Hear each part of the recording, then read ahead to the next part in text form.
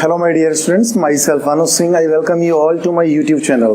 तो प्यारे बच्चों, हमने पिछले वीडियो लेक्चर में बात की थी पोलराइजेशन ऑफ डाइइलेक्ट्रिक। ठीक है, डाइइलेक्ट्रिक का जब पोलराइजेशन किया जाता है तो उसके अंदर जो इलेक्ट्रिक फील्ड है वो रिड्यूस हो जाता है। और उसके बाद हम लोगों ने पढ़ा था डाइइलेक्ट्रिक कांस्टेंट के बारे में। Dielectric constant K is defined as the ratio of the applied electric field to the reduced value of electric field, that is K equal to E naught upon E. ये हमने ratio निकाला था, यानी relation निकाला था के लिए। ठीक है, उसके बाद हम लोगों ने डिस्कस किया था कि what is the relation between the surface charge density and induced surface charge density. ठीक है, फिर हमने इलेक्ट्रिकल ससेप्टिबिलिटी के बारे में पढ़ा था और फिर हमने इलेक्ट्रिकल ससेप्टिबिलिटी और डाइइलेक्ट्रिक कांस्टेंट के बीच में रिलेशन हमने निकाला था। ठीक है, तो फिर डाइइलेक्ट्रिक स्ट्रेंथ की बात की थी, that is the dielectric strength is equal to V break upon D। ठीक है, E break equal to V break upon D, ये हमने रिलेशन निकाला था। ठीक, देन उसके बाद हम लोगों ने डिस्प्लेसमेंट वेक्टर के बारे में बात की थी। ठीक है, तो अब इस वीडियो लेक्चर में हम लोग बात करेंगे कैपेसिटर के बारे में। ठीक है, तो कैपेसिटर का कैपेसिटेंस क्या होता है, ठीक है, कैपेसिटर कितने टाइप के होते हैं, ठीक, कैपेसिटर्स का यूज क्या होता है, ठीक, फिर हम पढ़ेंगे पैरेलल प्लेट कैपेसिटर, फिर पैरेलल प्लेट कैपेसिटर का प्रिंसिपल क्या होता है, किस प्रिंसिपल पे ये बेस्ड होता है। ठीक है, इसको पढ़ेंगे। फिर पैरेलल प्लेट कैपेसिटर का हम कैपेसिटेंस निकालेंगे कि पैरेलल प्लेट कैपेसिटर का कैपेसिटेंस कितना होता है। फिर उसके बाद हम लोग डिस्कस करेंगे कि जो पैरेलल प्लेट कैपेसिटर होता है, अगर उसकी प्लेट्स के बीच में एक डाई इलेक्ट्रिक स्लैब को इंट्रोड्यूस करा दिया जाए तो उसके कैपेसिटेंस पे क्या इफेक्ट होता है। ठीक है, so let's start our video lecture. तो प्यारे बच्चों, हमारा पहला टॉपिक है इस वीडियो लेक्चर का capacitance, that is the electrical capacitance. तो इलेक्ट्रिकल कैपेसिटेंस क्या होता है, ये मीजर होता है, यानी मापन होता है। किस चीज का मापन, किसी भी कंडक्टर की एबिलिटी का। किस चीज की एबिलिटी, चार्ज को या इलेक्ट्रिकल एनर्जी को स्टोर करने की एबिलिटी का मेजरमेंट। ठीक है, यानी वो कितने चार्ज को स्टोर कर पा रहा है, कितनी इलेक्ट्रिकल एनर्जी को स्टोर कर पा रहा है, उसका मेजरमेंट कहलाता है कैपेसिटेंस और कैपेसिटी। ठीक है, तो देखिए, जब किसी भी कंडक्टर को चार्ज दिया जाता है, जब किसी भी कंडक्टर को चार्ज दिया जाता है तो वो कुछ पोटेंशियल, इलेक्ट्रोस्टैटिक पोटेंशियल गेन कर लेता है। दैट इज, जितना ज्यादा आप चार्ज उसको देंगे वो उतना ज्यादा इलेक्ट्रोस्टैटिक पोटेंशियल गेन कर लेगा। तो हम कह सकते हैं Q is directly proportional to V, यानी जितना ज्यादा आप चार्ज उसको देंगे उतना ही ज्यादा वो इलेक्ट्रोस्टैटिक पोटेंशियल गेन करेगा। इसका मतलब क्या है कि चार्ज और इलेक्ट्रोस्टैटिक पोटेंशियल में दोनों में रिलेशन किसका है, डायरेक्टली प्रोपोर्शनल का है। ठीक है, तो यहां पर हम क्या कर सकते हैं, इस प्रोपोर्शनलिटी साइन को हटाएंगे तो Q is equal to CV, Q is equal to CV। अब यहां पर ये C क्या है, C is called electrical capacitance और कैपेसिटी ऑफ द कंडक्टर। तो यहां पे C क्या है, इलेक्ट्रिकल कैपेसिटेंस और कैपेसिटी ऑफ द कंडक्टर। ठीक है बच्चों, तो यहां से हम C निकालेंगे तो C क्या आ जाएगा, C is equal to Q divided by V। अब यहां कंडीशन लगाते हैं, इफ V इक्वल टू 1, अगर V 1 है, ठीक है, यानी यूनिटी है, then C equal to Q। C क्या आ जाएगा, यहाँ पे C आ जाएगा Q।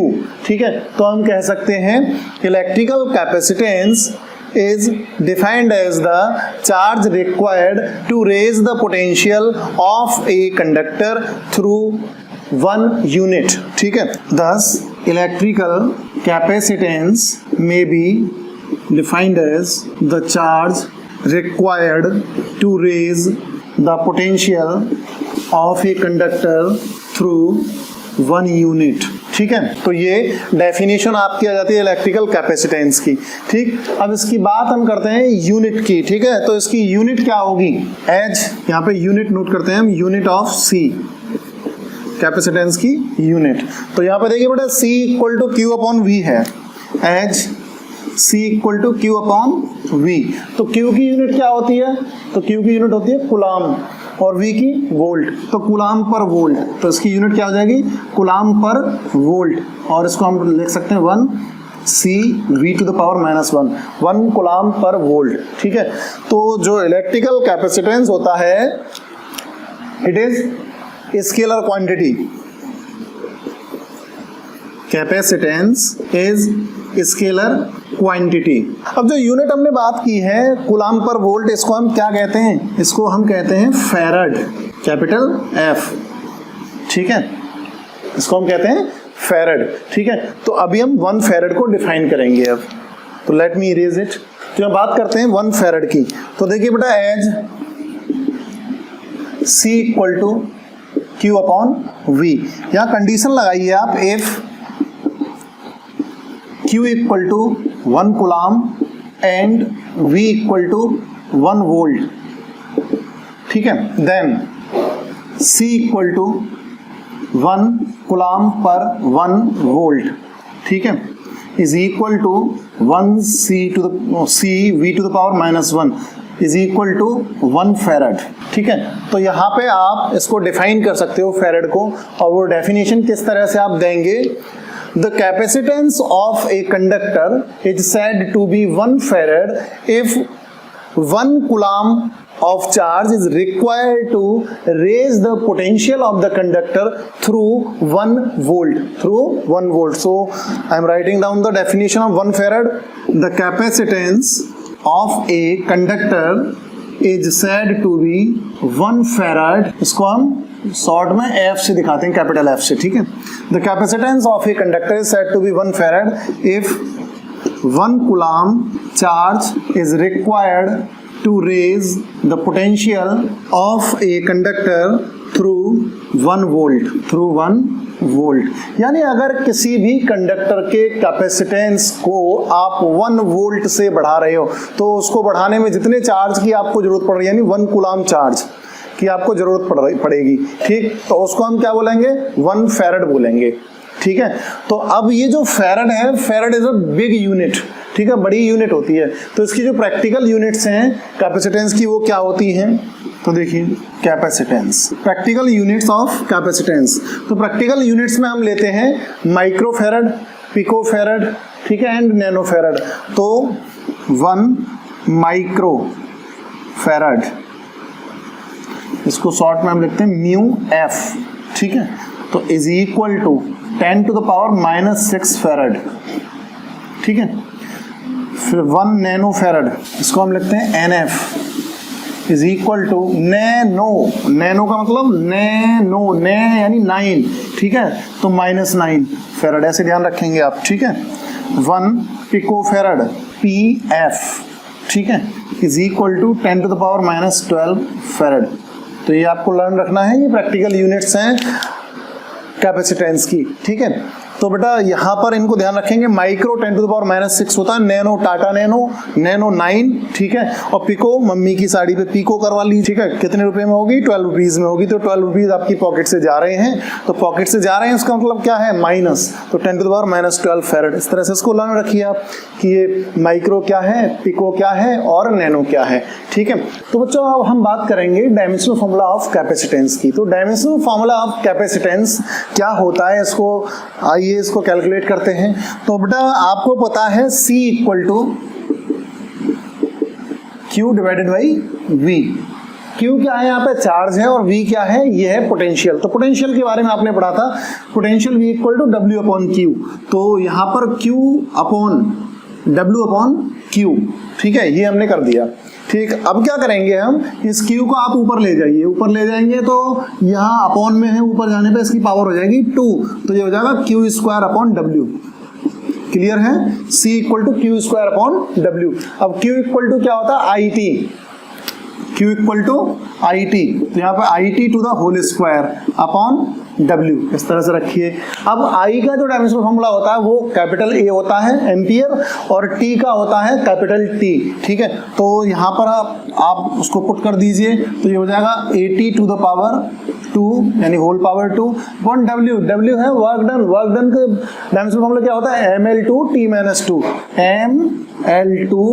ML2T-2, ठीक है। अब इसको रीअरेंज करिए, तो ऊपर क्या है आपका A² T² अपॉन L2T-2, ठीक है। अब देखिए यहाँ पे m को जब आप ऊपर ले जाएंगे तो m की पावर कितनी हो जाएगी, -1। अब कुछ देखिए अगर कुछ कैंसिल हो रहा है तो यहाँ पे कुछ भी कैंसिल नहीं हो रहा है। t to the power, t को आप ऊपर लेके जाएंगे तो इसकी पावर पॉजिटिव हो जाएगी, तो t टू द पावर कितना हो जाएगा, 4 हो जाएगा, लेकिन इसको बाद में लिखेंगे, हम पहले l को देखते हैं। तो l to the power -2, l ऊपर जाने पर -2 हो जाएगा। अब आप t को ले लीजिए तो t टू द पावर 4 हो जाएगा और a to the power 2, so it will be its dimensional formula, ठीक है, ये इसका डायमेंशनल फॉर्मूला होगा। अब इस पर बेस्ड एक क्वेश्चन हम ले लेते हैं न्यूमेरिकल, ठीक है। तो let me right the numerical. तो बच्चों आपके पास एक क्वेश्चन है और क्वेश्चन है कि how much charge will appear on the plates, how much charge meaning Q आपसे पूछा जा रहा है। क्या पूछा जा रहा है, Q equal to question mark on the plates if a capacitor has capacitance of 177 picofarad। यहाँ पे कैपेसिटेंस आपको दिया है when potential difference of 100 volt, ये आपको V दिया है और यहाँ पे आपको C दिया है, ठीक है। तो C and V are given and question is asking about Q। तो we know, सबसे पहले आप क्या करेंगे, सॉल्यूशन नोट करेंगे, फिर उसमें लिखेंगे गिवन, ठीक है। तो गिवन में क्या क्या डेटा आपको दिया है वो नोट करिए। C equal to 177 picofarad. तो जो पिकोफैरड है इसको आप पिको में ना रख के आप फैरड में रखेंगे। तो पिको का मतलब आपको बताया था 10 टू द पावर -12, तो 177 into 10 to the power of -12 farad, ये ऐसे नोट कर दिया आपने, ठीक। देन उसके बाद आपको V दिया है 100 वोल्ट और आपसे Q पूछा गया है, Q equal to question mark. तो as C equal to Q upon V, ये फॉर्मूला था हमारा, हमें पता है यहां से Q क्या हो जाएगा। तो Q निकालने के लिए आप इस V को मल्टीप्लाई ऐसे कर देंगे तो Q इक्वल टू CV। अब जो वैल्यूज हैं उन वैल्यूज को पुट कर दीजिए। तो वैल्यूज आपको दी है, C की वैल्यू है 177 into 10 to the power of -12 into यहाँ पे है 100, ठीक है। 100 का मतलब है 10 टू द पावर 2 और ये है 10 टू द पावर -12, तो ये कितना हो जाएगा, 10 टू द पावर -12 प्लस 2, तो 10 टू द पावर -10, ठीक है। 10 टू द पावर को हमने कैलकुलेट कर लिया तो 177 इंटू 10 टू द पावर -10, ठीक है, ये इतना आ गया। अब इसमें से क्या करें हम कि अभी मैं इसमें से एक पावर और इसमें से कम करना चाह रहा हूं, ठीक है। तो इसको क्या लिख सकते हैं, 17.7 इंटू 10 टू द पावर -9। ऐसा क्यों करा, आपका आंसर यहाँ पे भी इतना कूलाम सही रहेगा, ठीक है, 10 टू द पावर -10 तक भी सही है, पर लेकिन अब मैंने इसको ऐसे लिख दिया, इतना कूलाम। अब आपको पता है कि 10 टू द पावर -9 क्या होता है, टाटा नैनो, ठीक है। तो is equal to 17.7 nano coulomb, तो it will be your answer, ठीक है। तो ये न्यूमेरिकल आपको समझ में आ गया होगा। तो न्यूमेरिकल को सॉल्व करने के लिए आपको क्या करना होता है कि सबसे पहले जो इन्फॉर्मेशन उसमें दी है उसको आपको केयरफुली स्टडी करना होता है, केयरफुली उसको रीड करिए न्यूमेरिकल को 2 और 3 टाइम्स, और फिर उसके बाद सोचिए कि इसमें क्या पूछा गया और कौन सा फॉर्मूला हम लगा सकते हैं, ठीक है। तो उस तरह से आप फॉर्मूला अप्लाई करिए। फॉर्मूला अप्लाई करने के बाद जो 10 की पावर्स होती हैं पहले उन्हें आप कैलकुलेट कर लीजिए, फिर उसके बाद आगे की प्रोसीजर को आप बढ़ाइए आगे, ठीक है। तो it was all about the electrical capacitance. अब हम लोग बात करेंगे कैपेसिटर की, ठीक है। तो बच्चों अब हम बात करेंगे कैपेसिटर के बारे में। तो कैपेसिटर क्या होता है, एक चार्ज स्टोरिंग डिवाइस होती है, ठीक है, which can store the charge, electrical charge conveniently, उसको हम कैपेसिटर बोलते हैं। तो कैपेसिटर में क्या होता है कि 2 कंडक्टर्स होते हैं, अब वो किसी भी शेप के हो सकते हैं, स्ट्रेट कंडक्टर हो सकते हैं, ठीक है, और वो कंडक्टर्स आपके स्फेरिकल हो सकते हैं और वो कंडक्टर आपके सिलेंड्रिकल हो सकते हैं, ठीक है। तो किसी भी शेप के 2 कंडक्टर्स हम ले लेते हैं और वो 2 कंडक्टर्स किसी भी शेप के जो कि एक नॉन कंडक्टिंग मीडियम से सेपरेट रहते हैं। नॉन कंडक्टिंग मीडियम में आपने पढ़ा था कि जो नॉन कंडक्टिंग मीडियम्स होते हैं डाइइलेक्ट्रिक्स, ठीक है। नॉन कंडक्टिंग मीडियम क्या होते हैं, वो होते हैं डाइइलेक्ट्रिक्स। तो डाइइलेक्ट्रिक्स में आपने एयर, ग्लास, ठीक है, माइका और पैराफिन वैक्स ये पढ़े थे आपने, ठीक। तो इसमें पेपर भी नॉन कंडक्टिंग की तरह से वर्क करेगा। तो ये जो है चार्ज को स्टोर कर सकता है। तो किसी भी शेप के 2 कंडक्टर आप ले लीजिए और उनको सेपरेट कर दीजिए नॉन कंडक्टिंग मीडियम के द्वारा, तो उसको हम बोलते हैं कैपेसिटर, ठीक है। तो कैपेसिटर का सिंबल क्या होता है, तो कैपेसिटर का सिंबल देखिए आप, तो फिक्स कैपेसिटेंस के लिए सिंबल है, दो लाइंस पैरेलल हमने लाइंस ड्रॉ की और उनको कनेक्टिंग वायर से कनेक्ट करके दिखा दिया, ठीक है।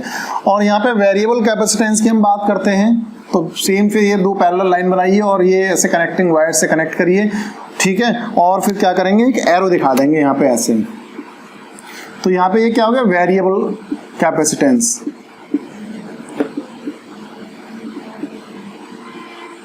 ठीक है। तो फिक्स कैपेसिटेंस के लिए इस तरह से, वेरिएबल कैपेसिटेंस के लिए उस पर एरो हम दिखा देंगे, ठीक है। तो अब हम बात करते हैं कि जो कैपेसिटर्स होते हैं इनके टाइप्स क्या होते हैं, ठीक है। तो टाइप्स में, टाइप्स किस पर बेस्ड होते हैं, टाइप्स बेस्ड होते हैं इनके शेप पर, ठीक है। और दूसरा डाई इलेक्ट्रिक के ऊपर, कि आपने डाई इलेक्ट्रिक मीडियम क्या यूज किया है इनमें, ठीक। तो शेप आपकी देखिए, यहाँ पर पैरेलल प्लेट कैपेसिटर भी आपके पास हो सकता है, ठीक। आपके पास में सिलिंड्रिकल हो सकता है और स्फेरिकल हो सकता है, ठीक है। So these are the types based on the shape. अगर हम डाई इलेक्ट्रिक की बात करें तो डाई इलेक्ट्रिक में देखिए आपका कैसा हो सकता है, इलेक्ट्रोलाइटिक हो सकता है, ठीक है। पेपर कैपेसिटर आपके पास हो सकता है और माइका कैपेसिटर आपके पास हो सकता है, ठीक है। तो ये इसके टाइप्स हैं कैपेसिटर्स के, ठीक। अब बात कर लेते हैं इसका यूज क्या होता है। तो कैपेसिटर्स का जो यूज है वो यूज हम करते हैं फैंस में। फैन में आपने देखा होगा एक कंडेंसर लगा होता है, कैपेसिटर को हम कंडेंसर भी कहते हैं, ठीक है। तो जो कंडेंसर होता है वो सिलिंड्रिकल होता है, ठीक। और उसके ऊपर लिखा होता है इतना माइक्रोफेरेड या इतना माइक्रोफेरेड, दो बार लिखा होता है माइक्रो, ठीक है। तो वो उसका कैपेसिटेंस होता है, ठीक। अगर फैन आपका खराब हो जाता है तो कभी कभी इलेक्ट्रिशियन हमको ये बताता है कि भैया इसका कंडेंसर खराब हो गया, आप कंडेंसर ले आइए और इसमें कंडेंसर को रिप्लेस करा दीजिए, ये फिर से स्टार्ट हो जाएगा, ठीक है। तो आपका जो सबमर्सिबल का बॉक्स, स्टार्टर बॉक्स जो होता है, स्टार्टर के अंदर भी एक कैपेसिटर लगा होता है, ठीक है। तो ये फैंस में हम इसका यूज करते हैं। जो इलेक्ट्रिक सर्किट्स होते हैं, इलेक्ट्रिक सर्किट के अंदर भी कैपेसिटर्स का यूज किया जाता है। जो वोल्टेज इम्प्रूव करने के लिए हम, जैसे स्टेबलाइजर वोल्टेज करेक्टर के लिए, वोल्टेज को करेक्ट करने के लिए जैसे हम स्टेबलाइजर का यूज करते हैं, तो उसके अंदर भी कैपेसिटर का यूज किया जाता है। पावर फैक्टर करेक्टर में भी, ठीक है, इसका यूज किया जाता है कैपेसिटर का। तो कैपेसिटर का बहुत ही वास्ट यूज है, ठीक। तो आई थिंक ये आपको समझ में आ गया होगा कि कैपेसिटर क्या होता है, इसके टाइप्स क्या होते हैं, इसका सिंबल क्या है, ठीक है। और कैपेसिटर चार्ज स्टोरिंग एक तरह की डिवाइस होती है जो चार्ज को स्टोर करती है। तो ये it was all about the capacitor. अब हम बात करेंगे capacitance of an isolated spherical conductor, ठीक है। तो बच्चों capacitance of an isolated spherical conductor की हम बात कर लेते हैं। तो आप ये कंसिडर कर लीजिए कि आपके पास में एक स्फेरिकल कंडक्टर है, तो potential on the surface at any point is given by V equal to 1/4 pi epsilon naught Q upon R, ठीक है। इतना पोटेंशियल होगा इसकी सरफेस के किसी पॉइंट पर, यहाँ किसी पॉइंट पर, क्योंकि सारे पॉइंट्स R डिस्टेंस अपार्ट होंगे, ठीक है। तो अब वी नो, क्या जानते हैं आप, C equal to Q upon V। Capacitance जो होता है वो C equal to Q upon V होता है। तो यहाँ पे वैल्यू आप V की रख दीजिए, therefore C equal to Q upon 1/4 pi epsilon naught into Q upon R। अब देखिए यहाँ पे Q से Q कैंसिल हो जाएगा और ये पूरा portion 4 pi epsilon naught R ये ऊपर चला जाएगा ऐसे, तो is equal to 4 pi epsilon naught R. So it will be the capacitance of the spherical conductor. Clear? Capacitance of the spherical conductor will be 4 pi epsilon naught R. तो यहां से आप लोग देख रहे हैं कि जो C है capacitance is directly proportional to the R। That is अगर कोई कंडक्टर जिसकी रेडियस ज्यादा है उसका कैपेसिटेंस भी ज्यादा होगा, अगर उसकी रेडियस कम है तो उसका कैपेसिटेंस कम होगा। तो ये रिलेशन आप लोगों ने फाइंड आउट कर लिया। अब हम इसी टॉपिक में बात कर लेते हैं कि अर्थ का कैपेसिटेंस कितना होगा। तो यहां नोट करते हैं capacitance of earth as C equal to 4 pi epsilon naught R। ये वैल्यू होती है आपकी कैपेसिटेंस की, ठीक है, क्योंकि अर्थ को भी हम स्फेरिकल कंसीडर कर लेते हैं, ठीक है। तो यहाँ पर R इक्वल टू क्या होता है फॉर अर्थ, तो 6400 किलोमीटर होता है। इसी को आप मीटर में चेंज करिए तो 6.4 into 10 to the power 6 metres, ठीक है। देयरफॉर C आप कैलकुलेट करेंगे आप, therefore C equal to 4 pi epsilon naught की वैल्यू क्या होगी, तो 4 पाई एप्सिलॉन नॉट की वैल्यू हो जाएगी, क्योंकि 1/4 पाई एप्सिलॉन नॉट क्या होता है, 9 इंटू 10 टू द पावर 9 ये होता है, ठीक। अब यहाँ से 4 पाई एप्सिलॉन नॉट चाहिए आपको, तो क्या हो जाएगा 1/9 इंटू 10 टू द पावर 9, ठीक है बच्चों। तो आप यहाँ पे वैल्यू लगाइए तो 6.4 into 10 to the power 6 upon 9 into 10 to the power of 9, clear. अब इसको आप क्या करेंगे कि इसको आप ऊपर ले जाइए 10 टू द पावर 9 को, तो -9 हो जाएगा, तो ये हमारे पास आ जाता है 6.4 upon 9 into 10 to the power of -3, क्योंकि -9 + 6, ठीक है। अब इसको आप डिवाइड करेंगे तो ये कितना आ जाएगा 0.711 इंटू 10 टू द पावर -3, ठीक है। तो हम क्या लिख सकते हैं, देखिए इस पॉइंट को आप इधर शिफ्ट कर दीजिए 3 प्लेसेस और, ठीक है। तो 3 प्लेसेस शिफ्ट करने पर ये हो जाएगा 711 into 10 to the power of -6 farad, और इसी को आप क्या लिख सकते हो 711 microfarad equal to 711 microfarad, so it will be the capacitance of the earth, ठीक है। तो ये अर्थ का कैपेसिटेंस हो गया, अर्थ का कैपेसिटेंस कितना आएगा 711 माइक्रोफैरड, ठीक है। तो इसमें एक न्यूमेरिकल और हम कर लेते हैं, एक न्यूमेरिकल प्रॉब्लम है उसको आप देख लीजिए। तो स्टूडेंट्स आपको यहाँ पे एक प्रॉब्लम दे रखी है कि will a mechanic be able to use 1 microfarad capacitor in a TV set, क्या एक मैकेनिक के पास में एक कैपेसिटर है जिसकी कैपेसिटी है या जिसका कैपेसिटेंस है 1 माइक्रोफैरड, उसको वो टीवी सेट में यूज कर पाएगा। तो चलिए इस प्रॉब्लम को सॉल्व करते हैं। तो सॉल्यूशन देखिए इसका, गिवन आपको C गिवन है 1 माइक्रोफैरड, ठीक है, इज इक्वल टू इसको क्या लिखेंगे 1 into 10 to the power -6 micro है ये, इसलिए 10 टू द पावर -6 फैरड, ठीक है। R आपको यहां से कैलकुलेट करना है, ठीक। तो आप जानते हो एज C इक्वल टू, अभी आपने कैलकुलेट किया था 4 पाई एप्सिलॉन नॉट, देखिए इसी टॉपिक में capacitance of an isolated spherical conductor is gonna C equal to 4 pi epsilon naught into R। तो यहाँ से R निकालिए आप, तो R क्या हो जाएगा C upon 4 pi epsilon not. अभी 1/4 पाई एप्सिलॉन नॉट बन गया, इसकी वैल्यू 9 × 10⁹ होती है, ठीक है। तो C की वैल्यू आपको गिवन है, तो इस वैल्यू को लगा दीजिए आप, तो is equal to 10 to the power -6 upon, sorry upon करने की जरूरत नहीं है आपको, 1/4 पाई एप्सिलॉन नॉट था तो उसकी value 9 into 10 to the power 9, ठीक है। तो ये वैल्यू अब कितनी हो जाएगी, 10 टू द पावर का आपको कैलकुलेशन करना है, तो ये कितना हो जाएगा 9 into 10 to the power of 3, ठीक है, -6 + 9। तो अभी वैल्यू कितनी होगी आपकी, तो ये हो जाएगा 9000 metre is equal to 9 kilometre. तो क्या 9 किलोमीटर का कैपेसिटर उस टीवी सेट में लगाया जा सकता है, तो आंसर इज नो। यहाँ पे आप कैसे लगा लेंगे, उसकी रेडियस 9 किलोमीटर, इतना बड़ा टीवी सेट बनाएंगे आप, इतना बड़ा टीवी सेट हो जाएगा वो, तो भैया यहाँ पे तो इसीलिए मैकेनिक के लिए 1 माइक्रोफैरड के कैपेसिटर को उसमें टीवी सेट में लगा पाना पॉसिबल नहीं होगा, ठीक है।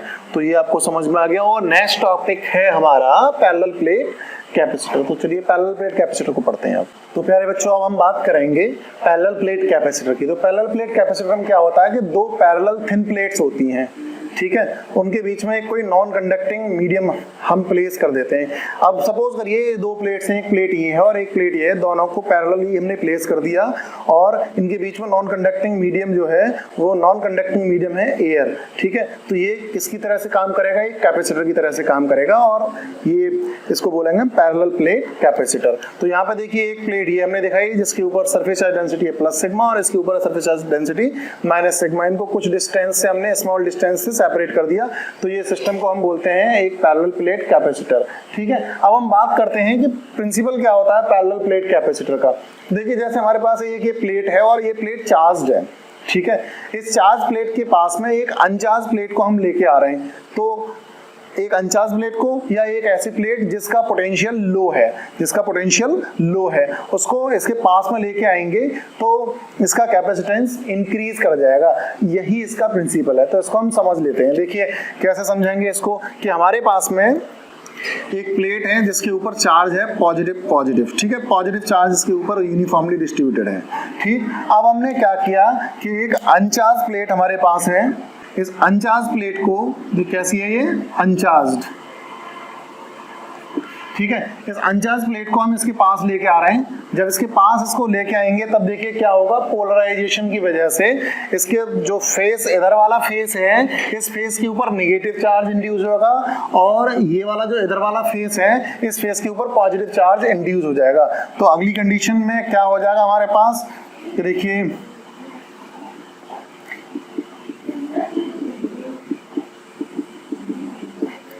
दूसरी प्लेट जो है इसको इसके पास लेके आए, तो यहाँ पे इस वाली साइड पे नेगेटिव नेगेटिव नेगेटिव और इसमें पॉजिटिव पॉजिटिव पॉजिटिव पॉजिटिव, दूसरे फेस पे इसके पे पॉजिटिव चार्ज आ जाएगा और इस जो पास वाला जो फेस है उस पे आ जाएगा नेगेटिव चार्ज। तो इससे क्या होगा कि जो नेगेटिव चार्ज है, नेगेटिव चार्ज इसके पोटेंशियल को डिक्रीज करने की कोशिश करेगा, ठीक है, इसको डिक्रीज करेगा।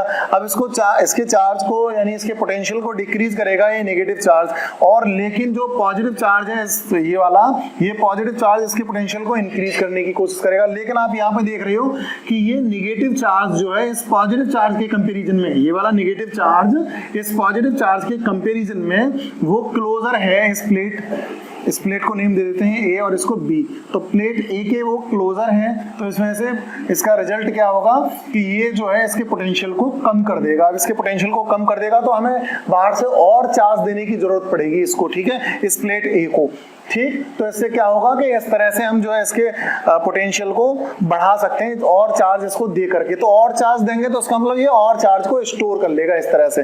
अब अगली कंडीशन में हम क्या कर देंगे कि जो प्लेट बी है, प्लेट बी के इस साइड को हम अर्थ कर देते हैं, ग्राउंड कर देते हैं, ठीक है। तो इसको ग्राउंड कर देने पर क्या होगा कि अर्थ से जो इलेक्ट्रॉन्स हैं वो इलेक्ट्रॉन्स इस पॉजिटिव चार्ज को, यहाँ से इलेक्ट्रॉन्स जो होंगे अर्थ से वो इस पॉजिटिव चार्ज को न्यूट्रलाइज कर देते हैं, और न्यूट्रलाइज कर देने पे ये वाला फेस बिल्कुल न्यूट्रलाइज हो जाएगा और इस फेस पर नेगेटिव चार्ज रहेगा। तो ये नेगेटिव चार्ज के प्लेट ए के पोटेंशियल को फर्दर डिक्रीज करेगा। अब फर्दर डिक्रीज करेगा तो क्या होगा कि इसमें और ज्यादा चार्ज हम स्टोर कर सकते हैं। तो it was all about the principle of the parallel plate capacitor, ठीक है, ये है principle of parallel plate capacitor. तो पैरेलल प्लेट कैपेसिटर क्या होता है कि जैसे दो पैरेलल प्लेट्स हैं हमारे पास में, थिन प्लेट्स हैं, और उनके ऊपर हम चार्ज, एक के ऊपर पॉजिटिव चार्ज, दूसरे के ऊपर सेम अमाउंट में नेगेटिव चार्ज अगर है, वो कब होगा, अगर दोनों का एरिया सेम है। तो ऐसे सिस्टम को हम पैरेलल प्लेट कैपेसिटर बोलते हैं, ठीक है। अब हमारा नेक्स्ट टॉपिक है capacitance of a parallel plate capacitor. तो प्यारे बच्चों अब हम कैपेसिटेंस निकालेंगे एक पैरेलल प्लेट कैपेसिटर का। तो हमारे पास में एक पैरेलल प्लेट कैपेसिटर है जिसकी प्लेट ए और प्लेट बी के बीच में जो गैप है वो डी है, ठीक है, जो डिस्टेंस है दोनों प्लेट्स के बीच में वो है डी, और प्लेट ए के ऊपर surface charge density plus sigma, और उसी के जो प्लेट बी है उसके ऊपर माइनस सिग्मा, इक्वल अमाउंट में जो सरफेस चार्ज डेंसिटीज हैं, लेकिन जो है इनके साइन अपोजिट है, यानी इसको प्लस चार्ज दिया गया है इस प्लेट को और इस प्लेट को माइनस चार्ज दिया गया है।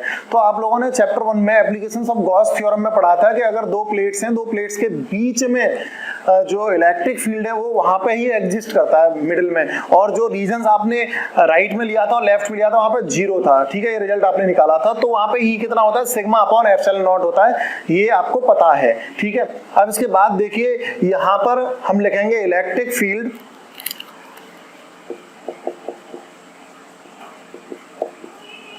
Electric field in between the plates A and B of the capacitor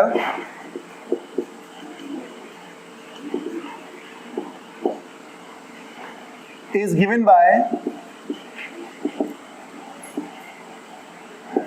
E equal to sigma upon epsilon naught, ठीक है, ये इतना हो गया।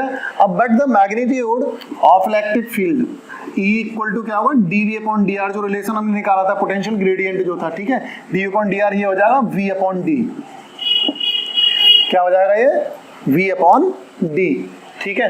तो यहां से आप जो है V कैलकुलेट कर लीजिए यहां से, तो V क्या हो जाएगा यहां से E इंटू डी, ठीक है। अब E इंटू डी, यहाँ पे E की वैल्यू आपको पता है, इक्वेशन फर्स्ट में देखिए, इसको इक्वेशन फर्स्ट मान लीजिए, ठीक है। तो देयरफॉर V इक्वल टू की वैल्यू लगाइए sigma upon epsilon naught into D, ठीक है।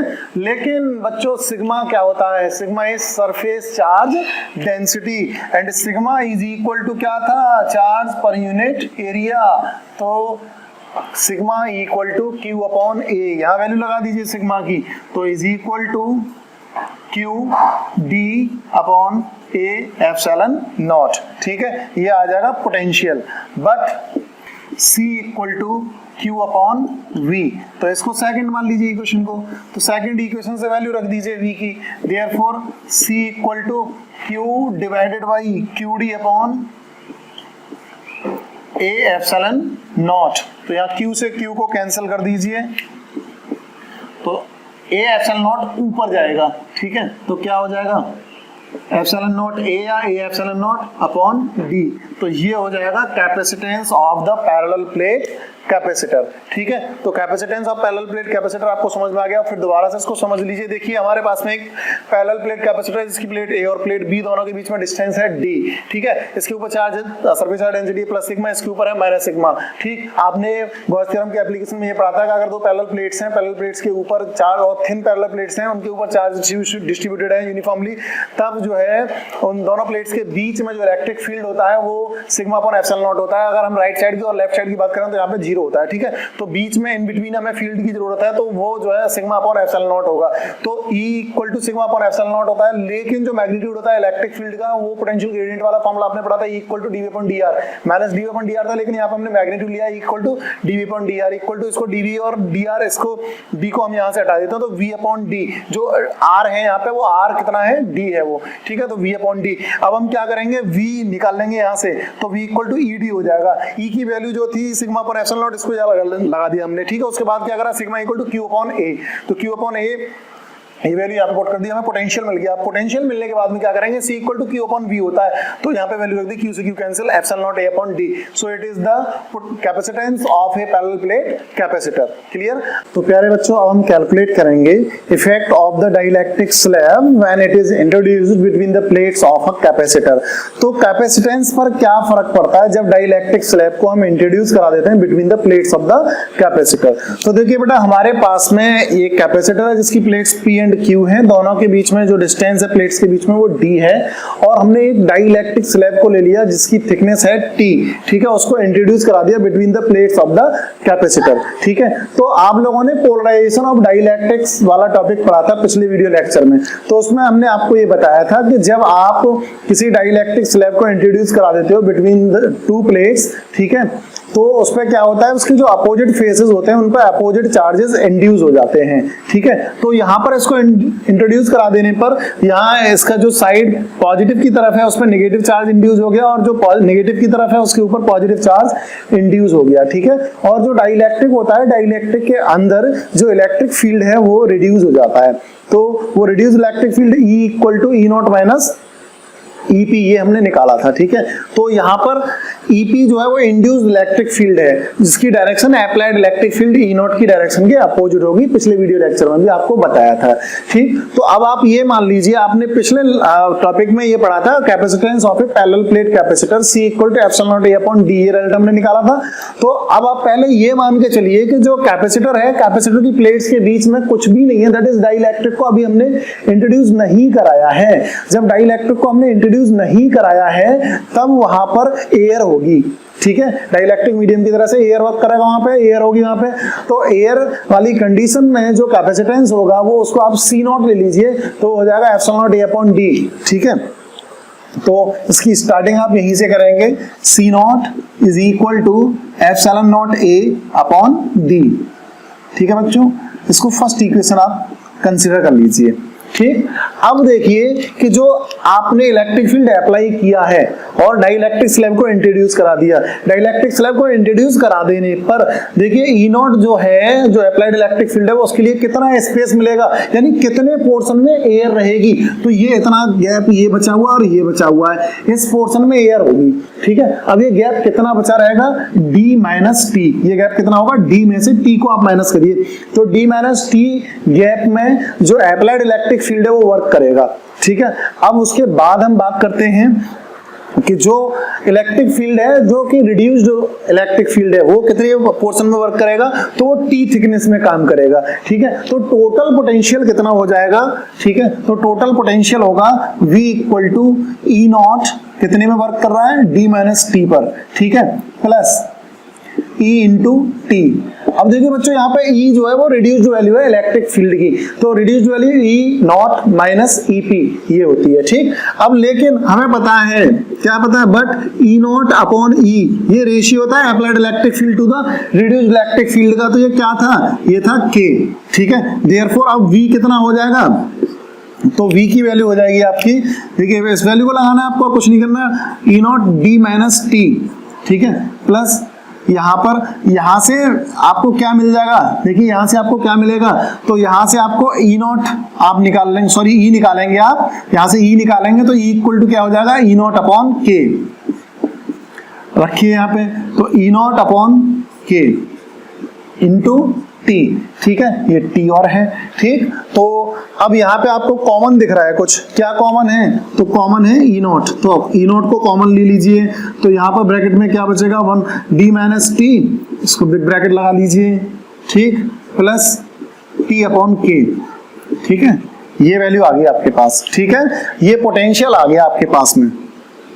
ठीक, अब क्या करेंगे आप, we know that E naught is equal to sigma upon epsilon naught is equal to, अब देखिए बच्चों जो सिग्मा है, सिग्मा की जगह पर क्यू अपॉन ए लगा सकते हो आप, तो Q upon A epsilon naught, therefore V क्या हो गया, V equal to Q upon A epsilon naught, और ब्रैकेट में क्या आ जाएगा, D minus T plus T upon के।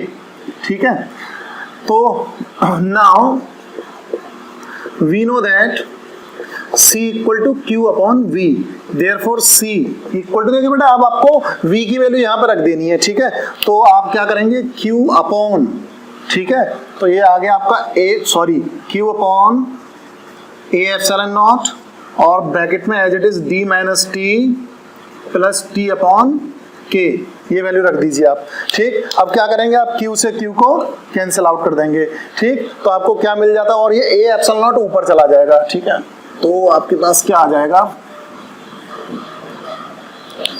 तो आपको मिल जाता है देयरफॉर C इक्वल टू, देखिए A एप्सिलॉन नॉट अपॉन, ठीक है, D माइनस टी एक ब्रैकेट में प्लस T अपॉन K। ठीक है, ये आपको मिल जाता है। अभी इसको आप और थोड़ा सा मॉडिफाई कर सकते हो, कैसे, इसमें से D कॉमन ले लीजिए पूरे में से। ठीक है, और C equal to A epsilon naught upon, देखिए बच्चों D यहाँ से कॉमन लिया तो यहाँ पे 1 बचेगा, तो मैं ऐसे रखता हूँ इसको 1 minus T upon D, common लेने का मतलब डिवाइड करना ही तो होता है, तो T अपॉन डी प्लस यहाँ पर T अपॉन डी के। ठीक है, ये बच जाएगा। अब यहाँ आप देख रहे हो इस पोर्शन में क्या कॉमन है, तो इस पोर्शन में T अपॉन डी कॉमन है। ठीक है, तो इसको आप ऐसे मॉडिफाई करेंगे, A epsilon naught upon D और big bracket 1 minus T upon D को कॉमन ले लीजिए। ठीक है, तो आपने minus T upon D common लिया तो 1 माइनस, और यहाँ पे क्या बचेगा, 1 अपॉन के। ठीक, ये वैल्यू आपके पास आ जाएगी C की वैल्यू। तो इसको कोई एक इक्वेशन आप दे दीजिए, सेकंड बना दीजिए इसको। ठीक है, अब क्या करेंगे आप, डिवाइडिंग सेकंड बाई फर्स्ट। ठीक है, तो सेकंड को फर्स्ट से डिवाइड करिए, तो C अपॉन C नॉट की वैल्यू आएगी है, तो C की वैल्यू क्या थी आपकी, C की वैल्यू ये है, तो इसको एज इट इज रखिए, A epsilon naught upon D और ब्रैकेट में 1 माइनस T अपॉन D और फिर 1 माइनस 1 अपॉन K। ठीक, और फिर उसके बाद क्या करेंगे, इनटू, अब आपको C नॉट की वैल्यू रखनी है, तो C नॉट की वैल्यू को आपको क्या करना होगा, रिवर्स करना होगा, क्योंकि A upon B upon C upon D इस तरह से ये दो फ्रैक्शंस का डिवीजन है। तो आप जो इसको क्या रखेंगे, D अपॉन, उसको उल्टा करके रखेंगे, D upon A epsilon naught. तो देखिए A एप्सिलॉन नॉट से A एप्सिलॉन नॉट कैंसिल हो जाएगा और D से D कैंसिल हो जाएगा। तो हमारे पास रिजल्ट क्या आ जाता है, रिजल्ट आ जाता है 1 अपॉन, ये पूरा पोर्शन लिख दीजिए, 1 माइनस T अपॉन D, ठीक है, और 1 माइनस 1 अपॉन के। ठीक, ये वैल्यू हमारे पास आ जाती है C अपॉन C नॉट की। तो यहां से हम C निकालेंगे तो C क्या आ जाएगा, C equal to C naught upon, ये पूरा पोर्शन अपॉन में आ जाएगा 1 minus T upon D, 1 minus T upon D और ब्रैकेट में 1 माइनस 1 अपॉन के। ठीक है, तो ये वैल्यू हमारे पास C की आ जाती है। ठीक, तो from here it is clear that C is greater than C not. ठीक है, C की जो वैल्यू है वो C ग्रेटर है C नॉट से, C greater than C not. तो इसका मतलब क्या है कि जब आप एक डाइइलेक्ट्रिक स्लैब को इंट्रोड्यूस करा देते हो between the plates of the capacitor, then the capacitance of the capacitor increases. Clear? तो अब इसमें कुछ स्पेशल केसेस हैं, उनको करेंगे। ठीक है, तो इसको आप नोट कर लीजिए। तो बच्चों अब इसमें कुछ स्पेशल केसेस हैं। तो स्पेशल केसेस में क्या है कि अगर t इक्वल टू डी और t equal to D by 2 और t इक्वल टू 2d/3 ये वैल्यूज आपको रखनी है। तो हमने C निकाला था C naught upon 1 minus T upon D into 1 minus 1 upon K. ठीक है, तो अगर मैं बात करता हूँ फर्स्ट केस की, यानी अगर t इक्वल टू डी, यानी जो थिकनेस है डाइइलेक्ट्रिक स्लैब की वो पूरे गैप के इक्वल हो, पूरा गैप को फिल हो जाने पर वहां पर क्या केस होगा, कैपेसिटेंस पे क्या इफेक्ट होगा। ठीक है, तो यहाँ पर आपको क्या करना है कि आपको इस जगह पे d लगाना, तो d से d कैंसिल हो जाएगा। अब 1 माइनस 1 जीरो हो गया और माइनस का मल्टीप्लाई इसमें होगा तो 1 अपॉन के, तो ये आ जाएगा आपका C नॉट अपॉन के, C naught upon 1 upon K. ठीक है, क्या आ जाएगा C नॉट अपॉन 1 अपॉन के। तो ये क्या हो जाएगा, के ऊपर चला जाएगा इक्वल टू के C नॉट। ठीक है, तो वो डाइइलेक्ट्रिक कांस्टेंट टाइम आपका कैपेसिटेंस इंक्रीज कर जाएगा। ठीक है, अब ये आपके लिए होमवर्क है, t इक्वल टू d/2 पर 2d/3 पर आप अपने आप से इसको कैलकुलेट करेंगे। ठीक है, तो आई थिंक ये वीडियो लेक्चर आपको समझ में आ गया होगा। अगर आपको ये वीडियो लेक्चर पसंद आया तो उसको लाइक करिए, शेयर करिए और मेरे चैनल को सब्सक्राइब करिए। थैंक यू, मिलते हैं नेक्स्ट वीडियो लेक्चर में।